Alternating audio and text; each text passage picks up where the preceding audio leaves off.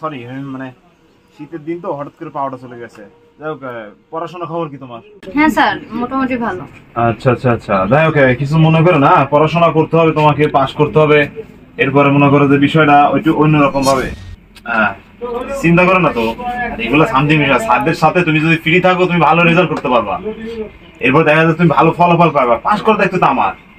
আমি তোমার কলেজের শিক্ষকও, অথচ তোমার প্রাইভেট মাস্টার। কিসের জন্য আমি তোমার কোর্স করাচ্ছি বুঝতেছো না?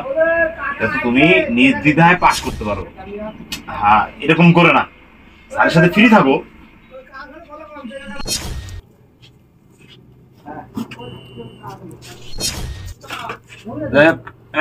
মাইন্ড করা যাবে না, বুঝছো?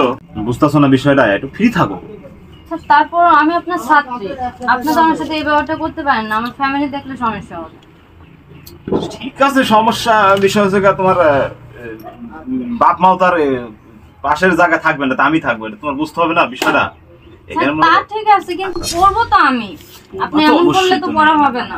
কথা শোনো, তোমাকে ভাই ডিরেক্ট কথা বলে, আমি সরল সোজা মানুষ, আমি সঠিক কথা কইতে পছন্দ করি।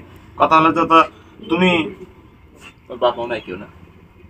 আচ্ছা, আমি যেটা বলতে চাচ্ছি শোনো, কাছে আসো, পার্সোনাল কথা বুঝো না, এটা আওয়াজ দেওয়ালেরও কান আছে। যে যেটা বলতে চাচ্ছি, আচ্ছা দেখো, যদি তুমি পাস করতে চাও, বর্তমানে পাশের হার খুবই কম, দায়িত্ব আমার, তোমার পাস করার দায়িত্ব আমার। তুমি আমার জাস্ট একটু সময় দিবা, আর আমি মনে করো পাশের দায়িত্ব সম্পূর্ণ আমার। তুমি পরীক্ষা ঠিক দিলেও কি না দিলেও কি, তুমি খালি হাজিরাটা দিবে, বুঝো না কথাটা? না, আমার তোমার রোল নাম্বারটা জানাই দিবে, ব্যাস, পাশে পুরো দায়িত্ব আমার। কিন্তু স্যার, আমার তো অনেক ভয় করে, কেউ যদি দেখে ফেলায় বা এলাকার লোক যদি জানে। এটা আমি কেমনে বুঝাই কসাই? আচ্ছা আচ্ছা, তোমার থেকে কি আমার মান সম্মান কম? একটাবার তুমি ভাবো, আমি একজন শিক্ষক, কলেজের শিক্ষক, তোমার প্রাইভেট মাস্টার, আমার একটা মান সম্মান আছে না? এই বিষয়ে কি জানায়া কিছু একটা করতে পারবো আমি?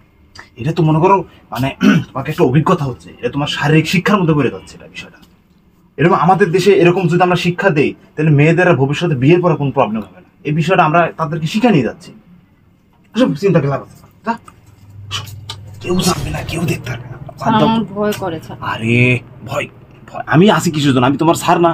আমি তোমাকে সাহস যোগাবো, এই দেশের ভবিষ্যৎ তোমরা, আমি তোমাকে সাহস যোগে সবকিছু করবো।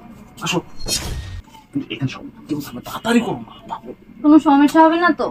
আমি না, আমার তো প্রচুর সম্মানের দায়িত্ব আমার। সব সব সব সব সব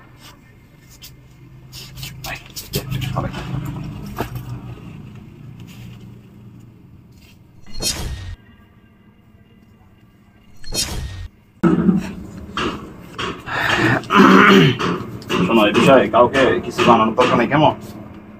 আর নিয়মিত পড়াশোনা করবো, আমি কন্টিনিউ আসবো।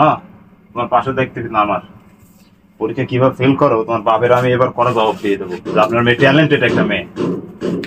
আমি যাই, ভালো থাকবো।